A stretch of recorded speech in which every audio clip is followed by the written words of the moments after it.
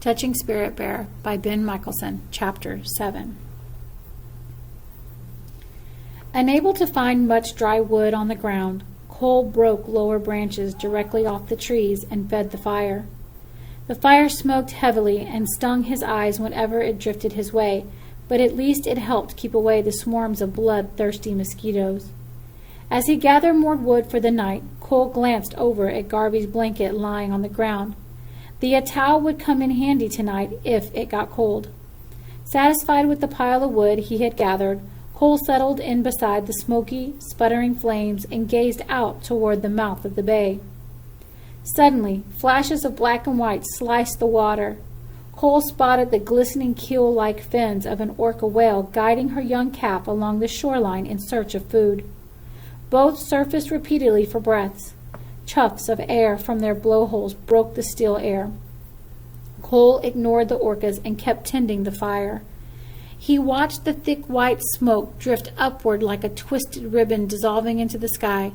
His cheek muscles tightened and a dull anger glazed his eyes.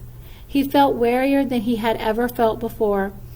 With his hands in tight fists, he closed his eyes and shook his head back and forth, trying to clear the anger and pressure from his mind. He wanted to think straight. He needed to think straight. When Cole opened his eyes once more, his breath caught.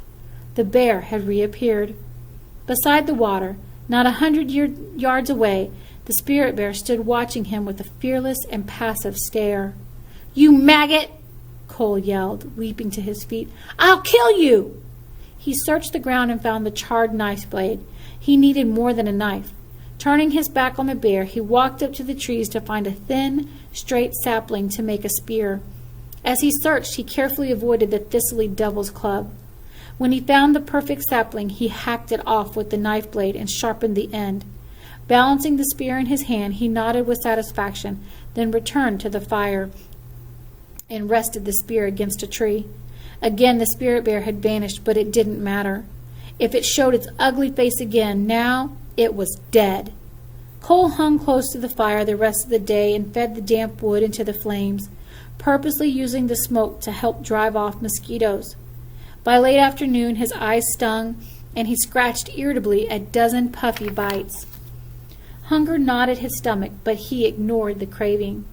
Instead, he hiked to the stream and drank his belly full. He kept the knife and the spear by his side. As darkness settled, the spirit bear failed to show itself again.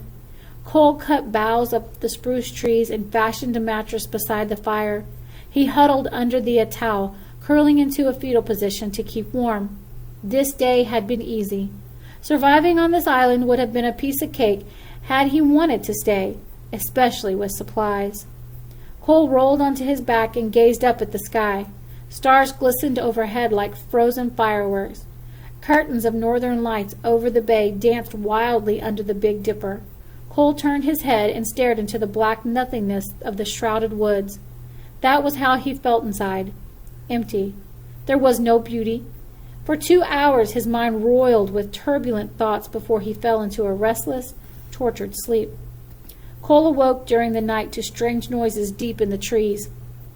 A loud splash sounded in the bay. He sat up and restoked the fire. As he coaxed the flames higher, his thoughts again focused on escape. This time his escape would end differently.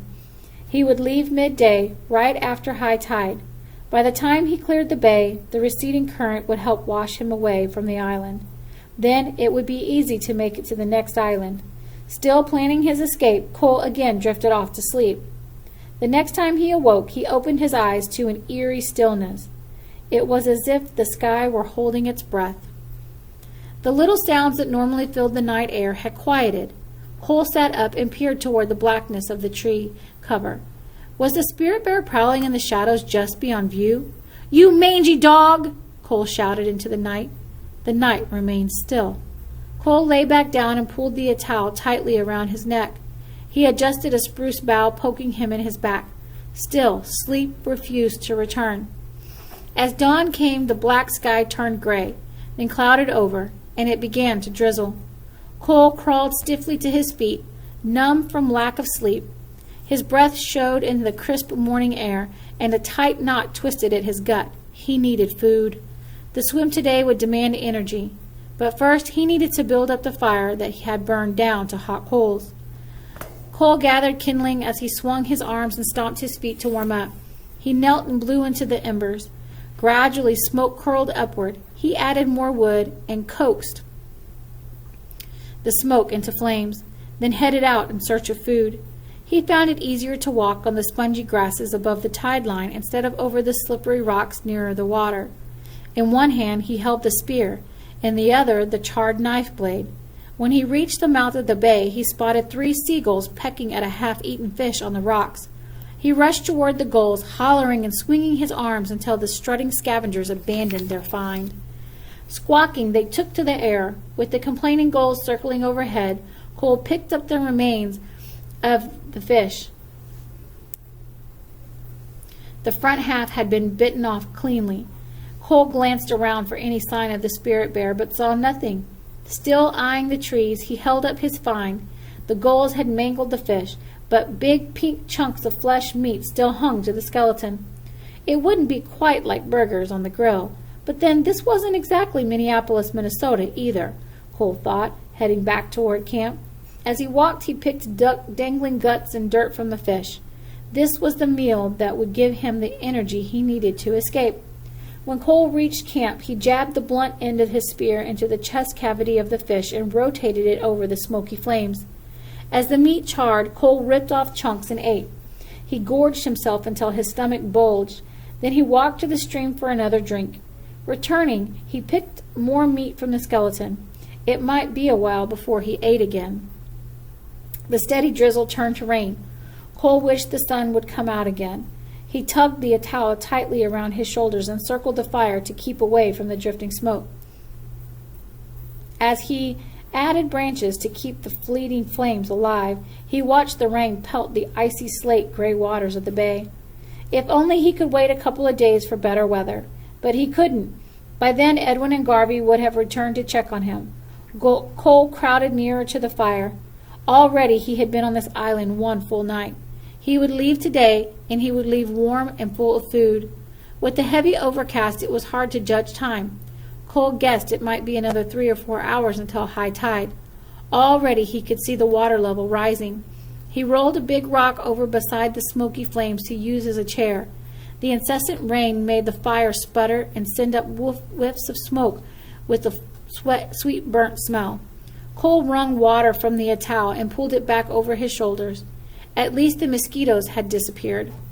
When Cole looked up again to check the tide level in the bay, he blinked in disbelief. There, where the stream entered the bay, stood the spirit bear again. The huge white animal looked frozen on the shoreline, as motionless as the stones under its giant paws. It stared at Cole. Cole picked up the makeshift spear in one hand, the knife blade in the other. Keeping his eyes on the big creature, he hurried along the shoreline toward it. This time the bear could not pull one of its disappearing acts. It would have to run to escape. But still it remained, rain dripping from its matted coat. As Cole neared, he slowed. Any second now, the bear would turn and run. Just in case it didn't, Cole raised the spear over his shoulder. Instead of fleeing, the bear shifted position to face Cole directly.